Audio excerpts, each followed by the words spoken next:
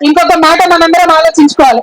మనం ఒక చిన్న ఇల్లు కడితేనే అనేక ఇబ్బందులు అవుతాయి, ఏదో ఒక సమస్య వస్తుంది.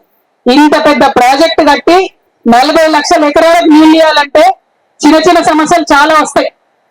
ఈ మేడిగడ్డ పిల్లర్ ఒకటి కుంగింది, ఇంకొక రెండింటికి పగుళ్ళు వచ్చినాయి. మరి రిపేర్ చేయొచ్చు కదా.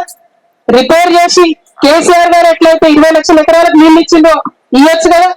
ఇప్పుడు ఈ కాంగ్రెస్ అధికారంలోకి వచ్చినాక 3 పంటలకు కూడా నీళ్ళు లేకుండా రైతులు నిండబెడుతున్నారు. కేవలం స్వార్థం, కేవలం కుట్ర. మరి అదే ఇదే మెగా కృష్ణారెడ్డి గారు 21 పంప్ హౌజ్లు ఉంటే 20 పంప్ హౌజ్లు ఆయన వేస్తాడు మెగా కృష్ణారెడ్డి. మెగా కృష్ణారెడ్డిని కమిషన్ ముందుకు పిలిచే ధైర్యం రేవంత్ రెడ్డి గారికి లేదు. చాలా సిగ్గుపడాల్సిన విషయం. ఇవాళ కాంగ్రెస్ ఉందంటే ప్రజల కోసం పనిచేస్తలేదు, కమిషన్ల కోసం, కాంట్రాక్టర్ల కోసం మాత్రమే పనిచేస్తున్నది. నిజంగా తెలంగాణ పౌరుషం చూపించాల్సినటువంటి సమయం వచ్చింది.